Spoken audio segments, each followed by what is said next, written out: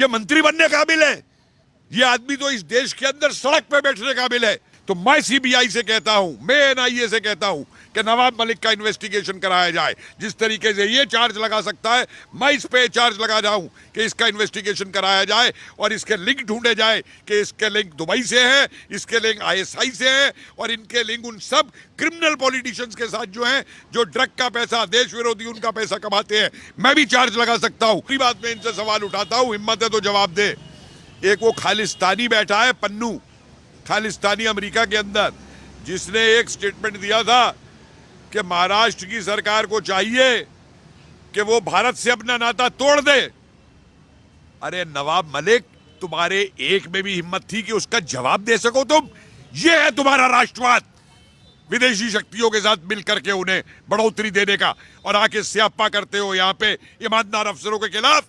जनता तुम्हें जवाब देगी, जनता जवाब देगी, जनता तुम्हें ठीक करेगी। हाँ, आर्यन खान ड्रग मामले में एक के बाद एक सच्चाई और जो चीजें हैं वो निकलकर सामने आ रही हैं, तो वहीं नवाब मलिक की तरफ से जो बौखलाहट है वो निकल कर आ रही है। आज नवाब मलिक का कहना है कि जिस तरीके से बीजेपी क्यों छटपटा रही है कि अगर मैं सवाल और समीर वानखेड़े को एक्सपोज कर रहा हूं, जहां पर वो इस तरीके के एलिगेशन लगा रहे हैं जिनका कोई प्रूफ नहीं है नवाब मलिक के पास, और उसके बाद वो राजनीति करने के लिए बीजेपी को बीच में घसीट रहे हैं।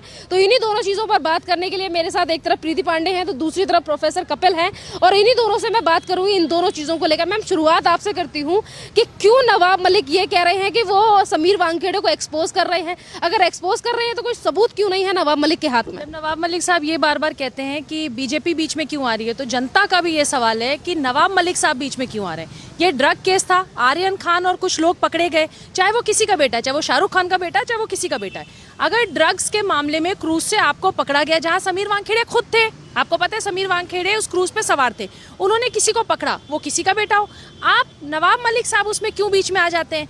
क्या देश में कोई ईमानदार अफसर जब कहीं ड्रग्स पे कार्रवाई करेगा तो उसके लिए उसको नवाब मलिक साहब को से रिटर्न में परमिशन लेने की जरूरत है? क्या नवाब मलिक साहब अब किसी को ये बताएंगे कि कहाँ कार्रवाई करनी है, कहाँ नहीं करनी है? जिस तरीके से अभी आज सुबह भी नवाब मलिक साहब ने एक ट्वीट किया है, सुबह 7 बजे, 8 बजे, 9 बजे, अगर आप देखेंगे उनका ट्वीट तो उनकी सुबह और उनकी रात मतलब सिर्फ और सिर्फ समीर वानखेड़े से हो रही है। समीर वानखेड़े से आपको इतनी नफरत, इतनी चिढ़ क्यों है भाई? आज तक से पहले आपने किसी भी अफसर के लिए इस तरीके से तो कोई बात नहीं कही। समीर वानखेड़े के पीछे वो इसलिए पड़े क्योंकि सबको पता है कि समीर वानखेड़े ने, जो इनके दामाद का एक केस था जिसमें 8 महीने तक बेल नहीं मिली थी, समीर वानखेड़े ही वो ऑफिसर थे। तो समीर वानखेड़े के पीछे पड़ने का सबसे बड़ा एजेंडा सबसे पहले सामने है, जो साफ साफ सबको दिख रहा है कि समीर वानखेड़े के पीछे जानबूझ के नवाब मलिक साहब पड़े हुए हैं। हर वो कोशिश की जा रही है, आपको पता होगा वो स्टिंग ऑपरेशन आपके चैनल मैंने कई बार बोली, जो अर्नब गोस्वामी के लिए भी कहते थे। आज फिर से वो एक इस अफसर के, जैसे वो एक बहुत ईमानदार पत्रकार के पीछे पड़े थे, वैसे ही आज एक बहुत बड़े ईमानदार अफसर के पीछे पड़े। लेकिन मैं एक चीज कहूंगी, जो आज समीर वानखेड़े के साथ हो रहा है, अगर वो देश के जो अफसर हैं उनके साथ ये होता रहेगा तो कोई भी अफसर में से अगली बार हिम्मत नहीं करेगा कि अगर वो इस तरीके से ड्रग्स के मामले में कुछ करना चाहे, सफाई करना चाहे, वो नहीं कर पाएगा। क्योंकि जिस तरीके से उनकी माँ जो जिंदा नहीं है, उनकी माँ को टारगेट करना, उनके पिता को टारगेट करना, उनके पिता को चैनल पे आके बोलना पड़ रहा है, उनकी वाइफ से जिस तरीके से सवाल पूछे जा रहे हैं, कितना ये भयानक है और कितना विचित्र है कि देश में एक कोई नेता XYZ, कोई दो कौड़ी का नेता आए, अचानक से कुछ कहता है किसी अफसर के बारे में, उस अफसर को, उसके परिवार को पूरी सफाई देनी फिर रही है। जैसा कि मैम ने कहा कि नवाब मलिक की सवेरे और शाम समीर वानखेड़े से हो रही है, तो आज सवेरे फिर से एक बार समीर वानखेड़े ने फोटो पोस्ट किया है जिसमें समीर वानखेड़े अपनी पहली पत्नी के साथ है। मतलब घरेलू चीजों को क्यों ला रहे हैं सामने से नवाब मलिक? आपको नवाब, ये नवाब जो है ना, ये साहब नहीं है, ये नवाब एक एजेंट है। और इसका बौखलाहट का मैं आपको कारण बताता हूँ। पहले तो मैं 2-3 लॉजिकल सवाल इन नवाब से पूछना चाहता हूँ कि जब अर्नब वाला और परमवीर वाला केस हो रहा था तो उस समय नवाब जो है ये, उस समय तो ये चिल्ला रहा था कि बंबई की पुलिस इन्वेस्टिगेशन कर रही है, कोई उसमें हस्तक्षेप ना करे। ठीक है, तो भाई अब एनसीबी इन्वेस्टिगेशन कर रही है, तू एक मंत्री होके कौन होता है इसमें हस्तक्षेप करने वाला? जरा मुझे जवाब दे दे। और इसकी बौखलाहट के कई कारण हैं। प्रीति जी ने बताया एक कारण तो इसके दामाद का केस है जो ये बदला लेना चाहता है। दूसरी इसकी बौखलाहट का सबसे बड़ा कारण ये है जिसकी वजह से इसको एक फोबिया हो गया है वानखेड़े के नाम से, और डर सताता है इसको रात भर। इसीलिए रात भर सुबेरे शाम tweet, press conference, Facebook, Twitter पे ये कर रहा है नाच, ये स्यापा अपना। इसको ये डर लग गया है कि जो हाल अनिल देशमुख का हुआ है, वो हाल इसका भी ना हो, क्योंकि जब एक होम मिनिस्टर लिप्त है वहाँ का 100 करोड़ की उगाई महीने में करने की, तो मैं सीबीआई से कहता हूं, मैं एनआईए से कहता हूं कि नवाब मलिक का इन्वेस्टिगेशन कराया जाए। जिस तरीके से ये चार्ज लगा सकता है, मैं इस पे चार्ज लगा जाऊं कि इसका इन्वेस्टिगेशन कराया जाए और इसके लिंक ढूंढे जाए कि इसके लिंक दुबई से है, इसके लिंक आईएसआई से है और इनके लिंक उन सब क्रिमिनल पॉलिटिशियंस के साथ जो हैं, जो ड्रग का पैसा, देश विरोधी उनका पैसा कमाते हैं। मैं भी चार्ज लगा सकता हूं, मेरे चार्ज को फिर ये झूठा साबित करे। जिस तरीके से वांगटे पे चार्ज लगा रहा है एनोनिमस चिट्ठी के ऊपर, आपको मालूम है ये मंत्री है, इसे मालूम है सरकारी कायदे कानून क्या होते हैं। एक चिट्ठी जिसपे किसी के वो नहीं है, वो चिट्ठी आने में कोई भी झूठ लिख के भेज दे और उसके ऊपर ये मीडिया में स्यापा करना शुरू कर देगा। ये मंत्री बनने काबिल है? ये आदमी तो इस देश के अंदर सड़क पे बैठने काबिल है। जिस तरीके की ये हरकतें कर रहा है, अपने को मंत्री बनाता है ये, तो इसको ही डर लगा हुआ है कि मेरा हाल भी देशमुख का ना हो जाए, मेरा हाल भी परमवीर वाला ना हो जाए। और भाई तू अगर इतना बड़ा पारसा है तो पहले अपनी पार्टी का बताना, देशमुख को तुमने कहाँ छुपा रखा है? उसको देश से बाहर भेज दिया है या किसी फार्म हाउस में छुपा रखा है? बताए ना उसको।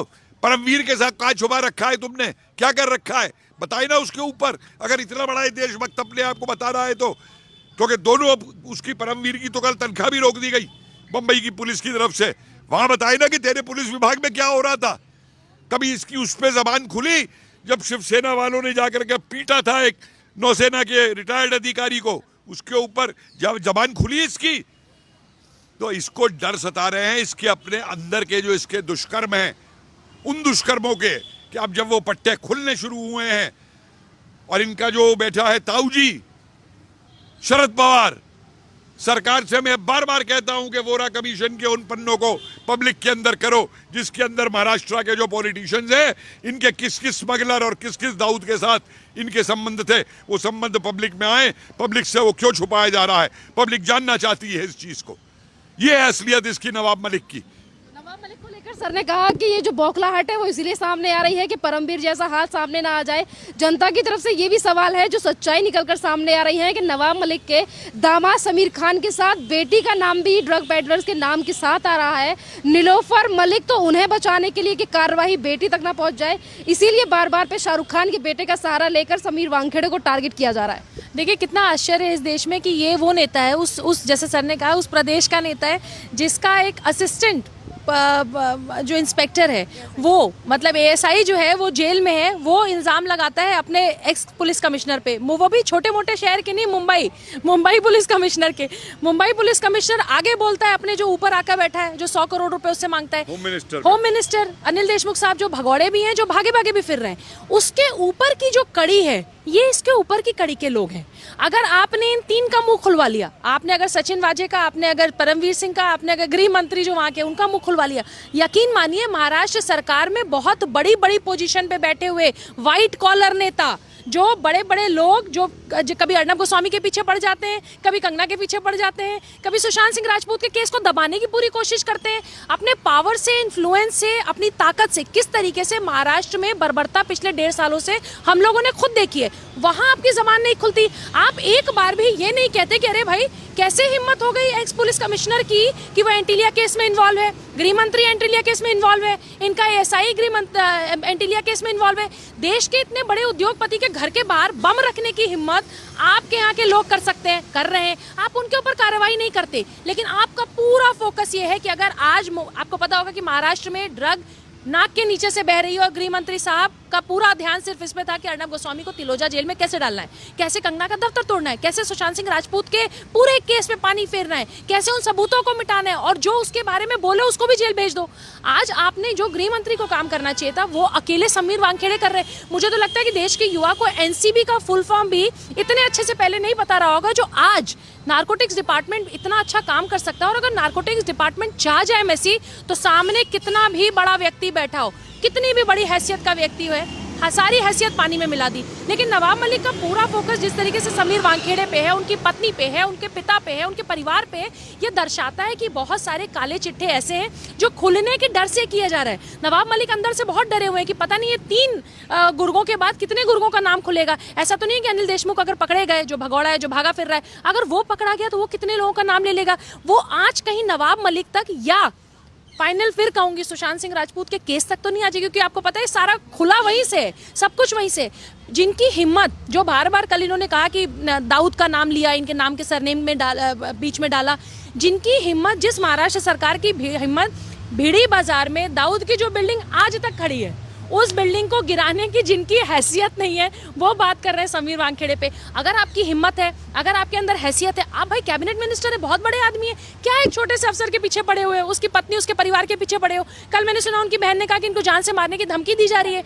उनके पीछे न पड़ के आपकी अगर हिम्मत है, मैं तो चैलेंज करती हूँ पूरी जनता की तरफ से, हम तो चाहते हैं कि दाऊद की वो बिल्डिंग भिड़ी बाजार से गिरा के दिखाओ। आप नहीं गिराएंगे, आपकी हिम्मत ही नहीं है। आपकी हिम्मत क्या है? आम जनता को तंग करने की। आपकी हिम्मत क्या है? कोई बोल रहा है उसको जेल में डालने की। आपकी हिम्मत क्या है?